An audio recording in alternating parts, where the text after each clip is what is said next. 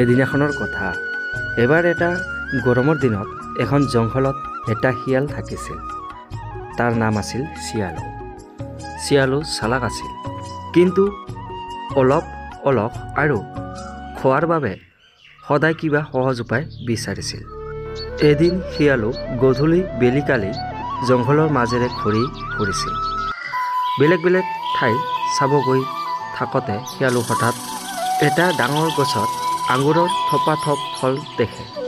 সেই আঙুৰবোৰ ইমান মিঠা আৰু ৰসাল দেখাত শিয়ালুৰ মুখত পানী আহিল। শিয়ালুৱে ভাবিলে, হায়, যদি মই এই আঙুৰকেইটা খাই পৰিলোহেঁতেন, মোৰ ভোক নাথাকিলেহেঁতেন আৰু গৰমতো কম লাগিলেহেঁতেন। শিয়ালুৱে গছৰ তলত থিয় হৈ আঙুৰলৈ লাফ মাৰিবলৈ চেষ্টা কৰিলে। এবাৰ দুবাৰ তিনিবাৰ, কিন্তু একোৱে লাভ নহ'ল। তাৰপিছত শিয়ালুৱে অলপ সাল সলনি কৰি আন ঠাইৰ পৰা আকৌ লাফ মাৰিবলৈ চেষ্টা কৰিলে।